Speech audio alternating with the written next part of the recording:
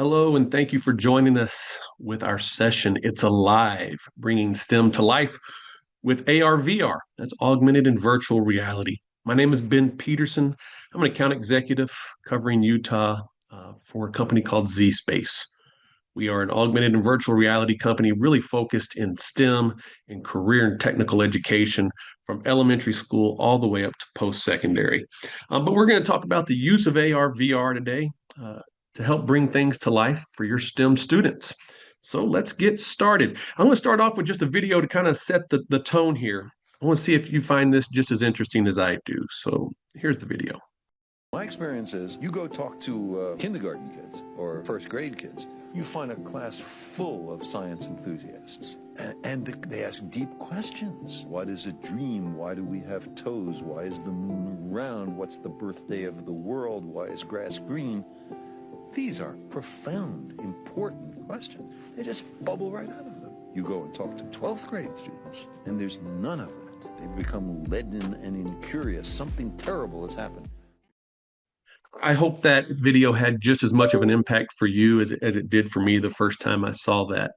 Whether you're an elementary teacher and you have those students who are asking those profound questions, or maybe you're a secondary teacher and you find that you're having to really pull hard to get those questions asked of our students.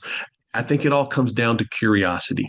And that's where Z Space, I think, allows us to nurture that curiosity, whether it be at a young age or maybe even for an adult. But let's learn a little bit more and see how it might be able to impact STEM education. So let's talk about some of the hurdles that we have to teaching STEM education. I want you to know I'm coming to this as a former STEM educator myself.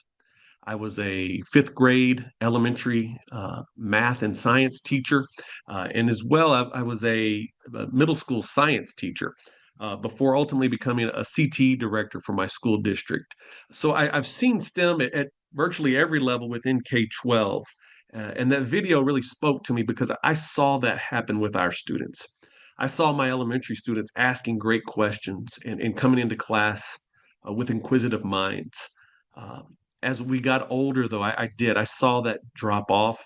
We can certainly attribute some of that to just kids becoming teenagers, but that curiosity, how do we keep that curiosity going so that upon graduation, our students begin to seek out maybe STEM careers and have that thirst for knowledge?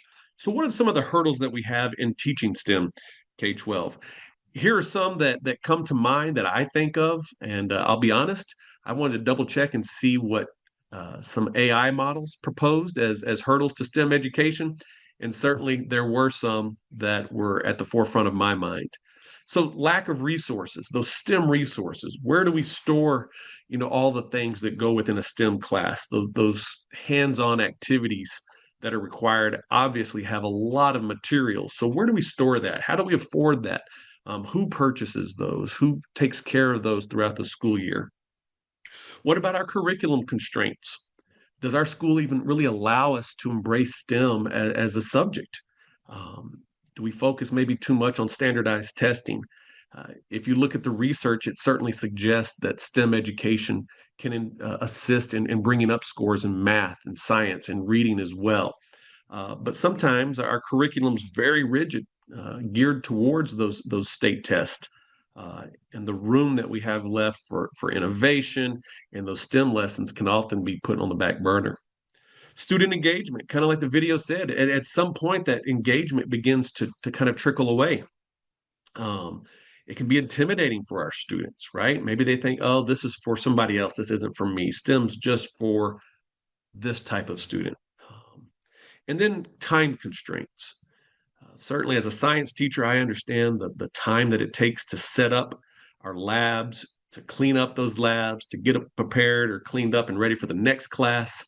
We oftentimes lose a lot of instructional time just to setting up and cleaning up those STEM activities. As I mentioned earlier, there's a lot of hands-on experience that comes within strong STEM programs, and that obviously takes a lot of time to set up. So let's talk about these constraints, these hurdles, and see how we might be able to overcome them as we move forward. So I used some terms earlier, AR and VR. We are a company that embraces augmented and virtual reality, but I just want to make sure we're all on the same page of understanding as we talk about these words. Virtual reality is probably at this point more popular than augmented reality as far as just being known by people that might not even be in education. Virtual reality requires that headset. The students are able to put those headsets on, and it really creates an incredibly immersive environment for the students. We can literally take those students to different parts of the world or different settings and allow them to experience something that maybe they wouldn't be able to experience in our classrooms. Augmented reality is very similar, except instead of a projector being put over your eyes, it's done through a lens. So maybe it's glasses, maybe it's your camera lenses. But again, you're able to augment variables on top of the real world through that lens, which can create a very similar environment and allow those students to partake in things that we wouldn't typically be able to bring into the classroom. In the middle, we have blended reality, cross reality. I like to call it Z space. That's where Z space resides. We have elements of both the virtual reality as well as augmented reality that allow for those experiences to come to the students. But as you look there on the screen, this is on a computer, a laptop, instead of anything being put over our eyes or having to bring in something that might be new to our students. So something that's very comfortable to our students and our teachers. We have a laptop, but you'll see in just a moment, it's a very special laptop that allows for these experiences. So there's a gentleman out of Stanford University who runs their AR VR lab. His name's Jeremy Bailenson, and he's written a book called Experience on Demand, talking about AR VR. And in there, he talks a lot about the use of AR VR in education. And he uses an incredible acronym that really just makes sense to me. And it drives home kind of our mission and what we're able to provide to you through STEM education. And that is, we're allowing you to do things in your classroom that might typically be dangerous, impossible, counterproductive, or expensive. And I think back to my time as a teacher, and I think these oftentimes were excuses that I would make as to maybe why we didn't do something. I certainly wanted to always keep the student safety at the forefront, but danger, oftentimes, especially at elementary or even those beginning middle school years, we would put stuff back because we'd say, you know what, I don't think our kids are really ready for the danger that might be involved here. Or sometimes it was that time constraint of we don't have enough time to go over the safety that we need to go over before we do this lesson with this particular piece of material. So that danger can often become a hurdle. The impossible, right? Those things that we are just struggling to have the students understand. Maybe it's a theoretical concept. It's a concept of something that's happening that we can't quite show. I can't remember how many times I tried to draw on my whiteboard, maybe a concept, a theory, and the students just, it did not sink in. So that's obviously a big barrier. Things that are counterproductive, sometimes that might even just be the setup or maybe the cost of a particular item. But oftentimes we go, it's just not worth it, right? And then the expense over time, STEM it's always going to be a little more expensive than your other programs because of those hands-on activities. But that AR VR allows us to look past these things and allows us to bring those experiences into the students with not worrying about the things that are dangerous, impossible, counterproductive, and expensive. What about the why? Talk to me about the research, right? I love this research. VR learners train 4 times faster than in the classroom, are 275% more confident to apply their new skills, and are nearly 4 times more emotionally connected to their content. Efficiency, student confidence, and then emotional connection to our learning. These are very, very powerful stats. And I think as we progress through here, you'll see how these stats are true. But when I see this, I often wonder if this is the research, why aren't we teaching everything with virtual reality, right? Why doesn't every kid have a headset on in their classroom? If I can say that they're going to learn 4 times faster, they're going to be incredibly more confident, and they're going to be emotionally connected to what they're learning. They're going to take this content home and they're going to talk about it with their friends or their family. Then why aren't we using VR headsets in every classroom? And I think this next video kind of shows perhaps a good reason why. Am I? You gotta hold the right trigger down. Blue 42! Blue 42, hut! You gotta hold it, keep it held down, and then don't move. Throw it to All right. He did. That's up.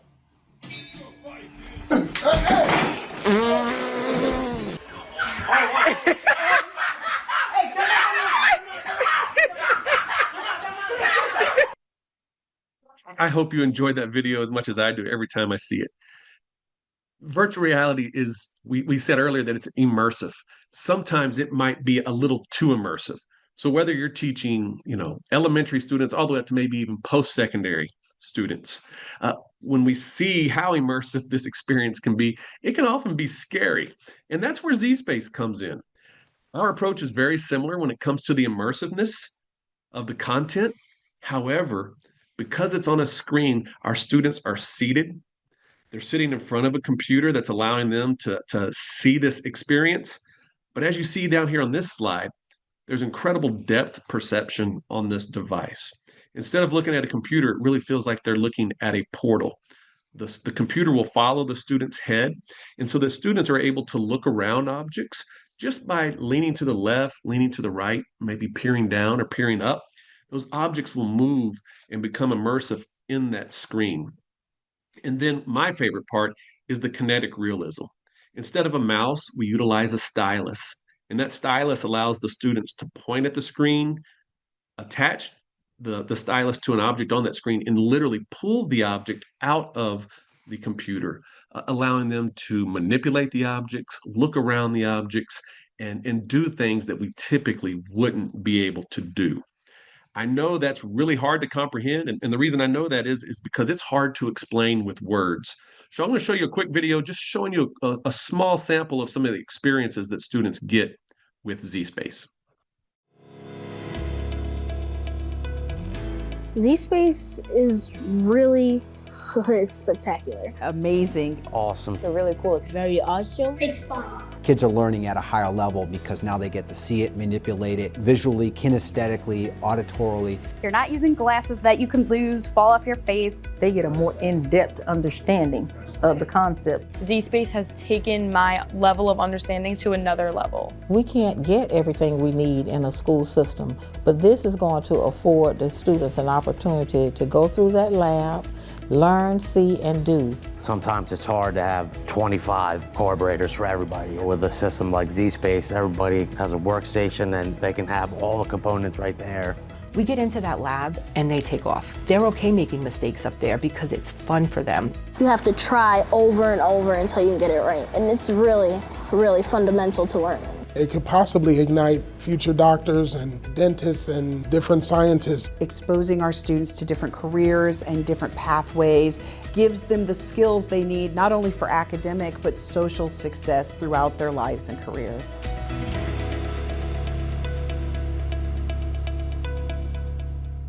I hope that video helps you better understand exactly what ZSpace is, a little more as to what it might provide your students. We'll certainly take a deeper dive into some additional experiences within ZSpace. And I'll also be here at the USET conference, so please come by the booth. And if not, you'll have my contact information at the end of this presentation so that you can reach out and request a demonstration of this incredible technology. So let's get back to those hurdles. The use of AR, VR, bringing STEM to life, how can we bypass those hurdles?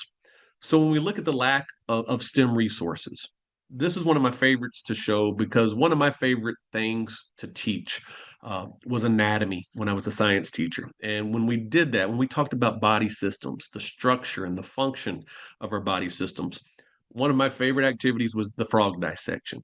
Hopefully you had an opportunity to do that as a student.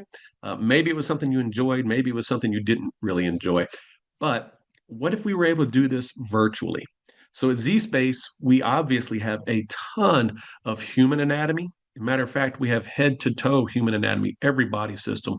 But we also have the anatomy of about 25 different animals and a lot of different biological structures. So as we look at this, let's think about those resources. Think about the resources that come in with a dissection of any specimen. First of all, we're going to have to get clearance and we're going to have to get permission signed by parents, typically, depending on the age of some students. Maybe there's some religious objections to dissection and such. But we order our specimen and we have to make sure that order comes in right at the right time. So the time that we're spending just focused on our lesson planning and then ordering of these specimen, that in and of itself is a big thing to juggle. Once the specimen gets in, then we're working with our custodial staff to store the specimen, probably in a refrigerator or freezer. So we have to find the right refrigerator or freezer, hopefully not in the teacher's lounge where we're storing our lunches. But these are all things as we look at these STEM resources that we have to take into consideration. Where are we going to store it? Who's in charge of the storing? What are we going to do when we're done, right? How are we going to get rid of the materials when we're done? These are big, complex tasks that oftentimes, especially as a first, second, third year teacher, I wouldn't think about. Each year, I was always surprised at the amount of planning that it would take for us to do this. A lot of coordination goes into that. But through that virtual realm, we get to choose which specimen we'd like to dissect. Maybe it's just a particular part that we would get. Again, this goes back to being counterproductive. If we're just talking about the cardiovascular system, then do we really want to dissect a frog? Do we really want to dissect any animal? If we're just going to be talking about one particular system, whereas here, if we're doing it virtually, we can open up the frog and with the click of a button be sent straight to that particular body system that we're wanting to explore. I look at this and I think back to a lot of the instruction that I did as a teacher, the modeling that we use. Maybe I would have one model in my classroom if I was lucky. Oftentimes I would just refer to the models that we would see in the textbook. Here on the right, we see that picture and we're fortunate that it's colored. Being that it's colored, it does help me. So maybe in the textbook, it's going to be like that. But when I give the students a resource, maybe it's a paper or a handout of some sort, it was typically going to be black and white. I remember oftentimes when we would talk about the heart, when we were labeling, it was difficult for my students to understand why the right ventricle was on the left side of the page and the left ventricle was on the right side of the page. So that was a huge discussion that oftentimes students would just kind of stare at me and they were trying to process the why behind that. I think back and I think oftentimes maybe my students just memorized, okay, Mr. Peterson wants to see the right ventricle on the left side and the left ventricle on the right side, not truly understanding. But again, if we go into a virtual space, let's see what we would be able to do with a heart like that.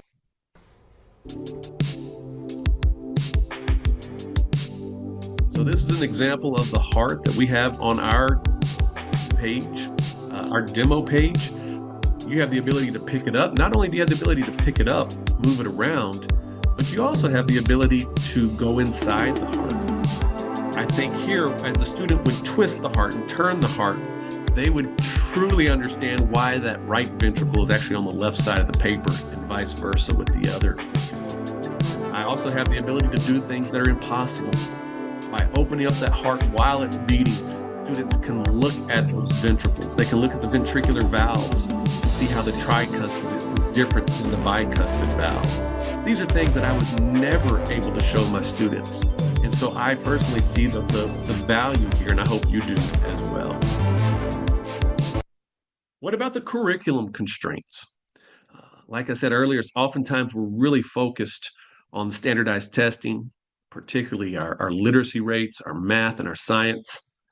What I love about STEM is this brings them all together. Here at the bottom, I've included some of the lesson plans that we have to highlight STEAM. So from left to right, you'll see science, technology, engineering, art, and math lessons that we have available on zSpace. zSpace is incredibly flexible. We have over 1,000 lesson plans that are already ready for you, that you can integrate into your existing curriculum and search out by standard. Here I've pulled up our alignment to the Utah State Science Standards.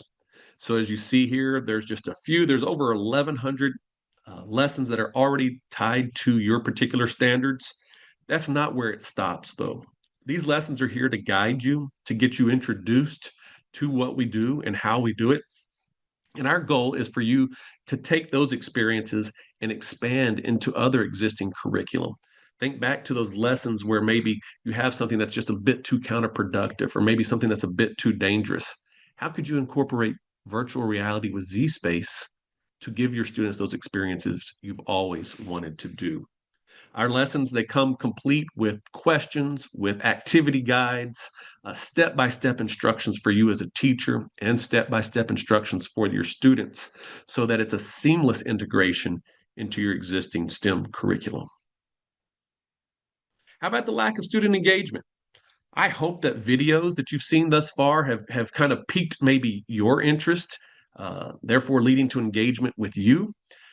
But as you saw, these students, they get really into the content that they're able to explore. They take ownership of the experience because they're able to manipulate things on the screen. If they want to see it from a slightly different angle, the students are able to do that. Z-Space really gamifies the students' learning. One of my favorite things to look for when I go into a Z-Space classroom is, are there any students who aren't engaged? Particularly, are there any students who might be on their cell phone? I know as an administrator, that was something we were always battling. Um, I'm very happy to say the only time I see a cell phone out in a Z-Space classroom is when that student is recording their experience with their phone's camera. I love that because that right there shows me that there's an emotional connection. If I'm going to record something or take a picture of it, I'm typically going to either share that experience with a friend or family member, or I want to go back and re-see and revisit that experience. And so to me, that's what that emotional connection is about. But let's dig in and see a little bit more about that student engagement that comes with Z-Space. There's some incredible research. We have this research on our website, zspace.com/research. The one that I love highlighting most often is really talking about the motivation, engagement, and those non-cognitive skills, the things that are happening without the student even thinking about it. And the research here is done by a professor out of Texas Tech University named Dr. Haidt, Rebecca Haidt. And here, just on the right, you'll see some of the clips. It's a small white paper. So I encourage you to go to our website, check out this research. This is just a short white paper created by Dr. Haidt. And I love some of the things that I've highlighted here. How emerging technology really enhances the student's learning of STEM content. She gets into very, very specific research on how AR, VR can help reduce students' anxiety, thus enhancing the comprehension and fostering short and long-term retention. This is something we see more and more of today. Students coming to us with anxiety, maybe not wanting to participate in things that traditionally most students have wanted to participate in. We see that lack of confidence. And we talked about that confidence when we looked at the research earlier that showed that it's almost 300% higher when the student's able to learn through the augmented and virtual reality. I love that it reduces anxiety. I think that has something to do with the gamification. But obviously, what we're seeking as educators is enhanced comprehension and retention. It also talks a lot about maybe some of our subpopulations, our EL learners. I'm very proud to say that most of our apps are translated into multiple languages. So please reach out if you have any questions about the languages that we do translate our content into. That's just with the click of a button. But what about our special education students? What about our gifted and talented students? What about our girls? We hear so often that the STEM world needs more girls in the workplace. Right here, you look at the bottom. This is a research was done by STAR in 2019, but emerging technologies may be one strategy to provide such learning experiences and allow girls to take on the activities and persona of a STEM professional to further their interest in STEM and STEM careers. I love this. I love the way that Z-Space is flexible enough to really meet all of our students exactly where they are and take them to those higher levels of learning. And the last one we'll talk about here is our time constraints. This is the one that oftentimes resonates with me the most. Again, I think back to my time of setting up labs and then cleaning up labs and what I was doing with the students who weren't participating in the cleanup. You know, if it was only going to take 10 students to help clean up, what are the other 15 students or 30 students doing in the class, right? That was something that I was always worried about, whether I was a teacher or administrator. I wanted to make sure I was taking advantage of the precious minutes that I had with our students and really instruct from bell to bell. Z-Space is an incredible helper with these time constraints. The ability to dissect a specimen as soon as the students walk into the class, to be able to keep that dissection going until the bell rings and then just tap a button for the cleanup and preparation for the next class. In and of itself, that is an incredible highlight to what Z-Space provides you as an educator. Also, the ability to go from maybe a very simple model, like you see on the right. Maybe before we 3D print something, we're going to be able to just pull it out in 3D and inspect that. You can certainly do that as you can upload certain file formats into the Z-Space computer and pull those objects out that the students have created. Maybe it's something as we progress in the difficulty, maybe we're going to start looking at body systems like this brain that you see on the left. We're able to just focus on the nervous system on this particular day and explore the entire nervous system and understand the different parts and function of the brain. And then in the center there, you see as we get into some CTE and workforce applications, maybe our students start to take this STEM interest and start to apply it to different jobs and different dreams and aspirations they might have. So for your engineering students, the ability to take apart mechanical pieces and truly understand how things are made and how things work, because this is something we've never been able to show them before. So as we continue, I just want you to think about that DICE acronym. Think about those things that you haven't done because it's too dangerous, it's impossible, it's counterproductive, or too expensive. And how could AR, VR, particularly Z-Space, help you present those materials and those lessons to your students so that it truly deepens their understanding of the STEM world around them? By doing that, you really change your students' experience.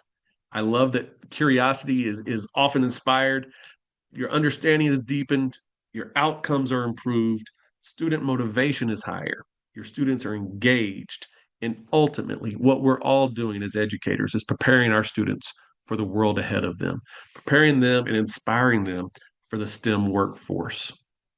Our software, we have a whole host of solutions when it comes to STEM. So feel free to check out our website. Any of our applications, you can click on the little thumbnail there, and we have videos that will show you exactly the activities that you're able to do. And again, I would love for you to connect with me. Feel free to reach out to my email. You can scan the QR code there at the bottom. And by doing that, you'll see a list of videos, my email address, different ways that you can connect with me on social media and with our company as well. If you have any questions, don't hesitate to reach out. I'm in Utah very often and would love to work with you and your school. Thank you so much for your time, and I'll look forward to your questions. Have a great day.